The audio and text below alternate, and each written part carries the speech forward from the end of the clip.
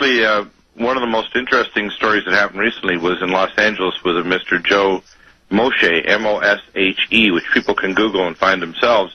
On Thursday, he was surrounded by a SWAT team after he had called in last week to Dr. True Ott's show on Republic Broadcasting and called in asking if there was a state's attorney or someone he could give evidence to, because he was apparently a biological scientist with a dual citizenship in Israel. And he had evidence that the Baxter had a Ukraine lab actually not making a vaccine but making a bioweapon that was going to cause a plague when the vaccine was released.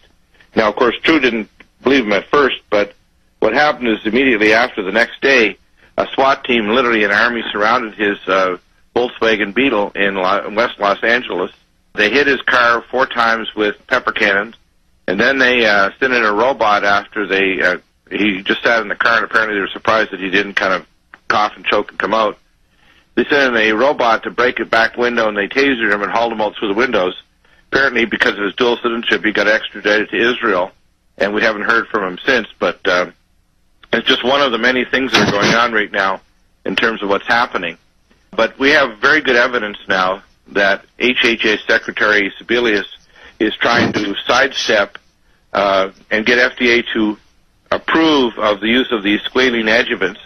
The 2 different major ones that are quite disturbing are the Novartis MF59 supersqualene adjuvant and the AS03 from GlaxoSmithKline that they want to get approved to put in the vaccines. What I'd like to do is find out a little bit more about what this person who you said was actually deported. Yeah, we don't know all the details yet, but the more we investigate, the more it has the ring of truth.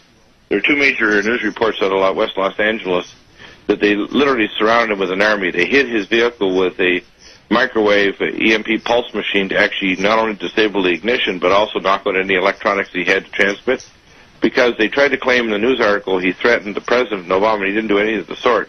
What he did actually is he called in and said, I have new information, because I'm a biological scientist, that they are planning on releasing the Baxter vaccine made in the Ukraine that will be shipped to America, and it will, because it's one of the primary contracts, and it's going to contain lethal genes that will cause the death of millions.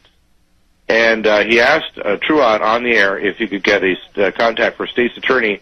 He was on his way to the Israeli embassy at the time, which was near the FBI offices in Los Angeles, and the FBI surrounded him with literally an army with the active denial system, microwave tanks, robots. They tasered him and everything. I mean, they must have spent quite a bit of money and had deployed a tremendous number of people. You see the pictures there that are in the news articles. So this has the ring of truth. There's something going on here where we have whistleblowers coming out that are basically telling us, hey, they are going to release they're not just satisfied with the virus mutating and recombining, either becoming less or more lethal. They want to tweak it along to make sure that it's lethal enough they can declare martial law, which is what the government's pushing for. Because parallel with this, they want to have a bank holiday, they want to revalue the U.S. currency, and they want to switch over to the Amero note sometime in the next 6 to 12 months so that they can form the trade zone of North America. Our understanding is that the Amero is no longer, that's actually defunct, and they're going with another kind of currency. They might. Whatever they're calling the currency they're going to go with, they're going to do a tremendous devaluation of the U.S. dollar. What I have from my sources is that they're going to devalue it sometime in one of these waves. It could be this fall or winter, but they're getting ready to do that, and they want to have the cover, of course, of a plague occurring at the same time to quell the population, because there's going to be a lot of resistance.